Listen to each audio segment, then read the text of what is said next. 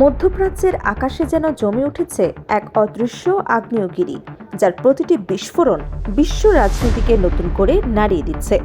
যুদ্ধ যত দীর্ঘ হচ্ছে ততই আরও আক্রমণাত্মক হয়ে উঠছে ইরান। যুক্তরাষ্ট্র ও ইসরায়েলের হুঁশিয়ারি কিংবা পাল্টা হামলার ভয় কিছুই যেন থামাতে পারছে না তেহরানকে, বরং প্রতিটি আঘাতের জবাবে আরও হিসেবি, আরও প্রযুক্তি নির্ভর প্রক্রিয়া দিচ্ছে দেশটি।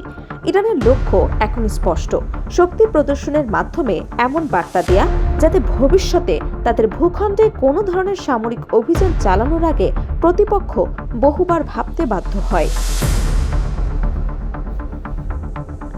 চলমান সংঘাতের চতুর্থ সপ্তাহে এসে ইরান শুধু সামরিক শক্তিই নয়, কৌশলগত দক্ষতারও পরিচয় দিচ্ছে। বিশেষ করে জ্বালানি অবকাঠামোকে লক্ষ্য করে আঘাত হানার কৌশল আন্তর্জাতিক মহলে উদ্বেগ বাড়িয়ে দিয়েছে। গত 18 মার্চ রাস রাফান ইন্ডাস্ট্রিয়াল সিটিতে সংঘটিত ক্ষেপণাস্ত্র হামলা তারই একটি উদাহরণ। বিশ্বের অন্যতম বৃহৎ তরল গ্যাস রপ্তানিকারক এই স্থাপনায় হামলার ঘটনাটি শুধু কাতার নয়, বরং পুরো বৈশ্বিক জ্বালানি নিরাপত্তাকেই প্রশ্নের মুখে দাঁড় করিয়েছে। বিশ্লেষকদের মতে এই হামলায় ইরান প্রচলিত ব্যালিস্টিক ক্ষেপণাস্ত্রের পরিবর্তে উন্নত ম্যানুভারেবল রি-এন্ট্রি ভেহিকল বা MARV প্রযুক্তি ব্যবহার করেছে।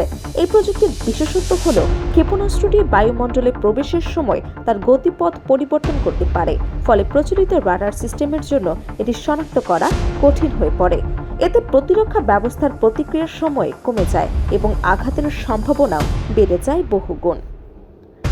এই প্রযুক্তির মাধ্যমে ইরান যুক্তরাষ্ট্রের অত্যাধুনিক MIM-104 প্যাট্রিয়ট প্রতিরক্ষা ব্যবস্থাকেও ফাঁকি দিতে সক্ষম বলে ধারণা করা হচ্ছে, কারণ প্যাট্রিয়ট সিস্টেম মূলত সরল রেখায় অগ্রসরমান ক্ষেপণাস্ত্রকে প্রতিহত করতে বেশি কার্যকর, কিন্তু MARV প্রযুক্তির অনিয়মিত গতিপথ সেই প্রতিরক্ষা ব্যবস্থাকে বিভ্রান্ত করে দেয়। ফলে কম সংখ্যক ক্ষেপণাস্ত্র ব্যবহার করেও ইরান বড় ধরনের কৌশলগত প্রভাব সৃষ্টি করতে পারছে। বিট্রেন ভিত্তিক ফাইন্যান্সিয়াল টাইমসের বিশ্লেষণ অনুযায়ী এই হামলার ইঙ্গিত দেয় যে ইরানের টার্মিনাল ফেজ গাইডেন্স প্রযুক্তি এখন আগের চেয়ে অনেক বেশি উন্নত, অর্থাৎ লক্ষ্যবস্তুর খুব কাছাকাছি গিয়ে ক্ষেপণাস্ত্র নিজেই তার গতিপথ ঠিক করে নিতে পারে, যা প্রতিরক্ষা ব্যবস্থার জন্য বড় চ্যালেঞ্জ। সামরিক বিশ্লেষকরা মনে করছেন এই ধরনের হামলায় ইরান তাদের আধুনিক ক্ষেপণাস্ত্র যেমন ফাত্তা-1, খোররাম শহর 4 কিংবা অন্যান্য সীমিত ম্যানুভারিং ক্ষমতা সম্পন্ন অস্ত্র ব্যবহার করে থাকতে পারে।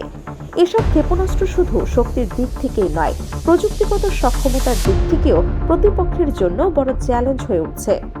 সব মিলিয়ে এই হামলা একটি স্পষ্ট বার্তা দিচ্ছে, যুদ্ধ এখন শুধু আর শক্তির লড়াই নয়, বরং প্রযুক্তি ও কৌশলের প্রতিযোগিতা।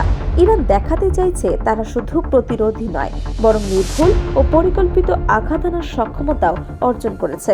কিন্তু প্রশ্ন থেকেই যায়, এই প্রযুক্তিগত অগ্রগতি কি মধ্যপ্রাচ্যের যুদ্ধকে আরও জটিল ও অনিশ্চিত করে তুলবে? জ্বালানি অবকাঠামোর উপর এমন আঘাত যদি অব্যাহত থাকে, তাহলে বৈশ্বিক অর্থনীতি কতটা চাপে পড়বে? আর সবচেয়ে বড় প্রশ্ন, এই সংঘাতটি শুধুই আঞ্চলিক সীমায় আটকে থাকবে, নাকি ধীরে ধীরে একটি বৃহত্তর বৈশ্বিক সংকটে রূপ নেবে?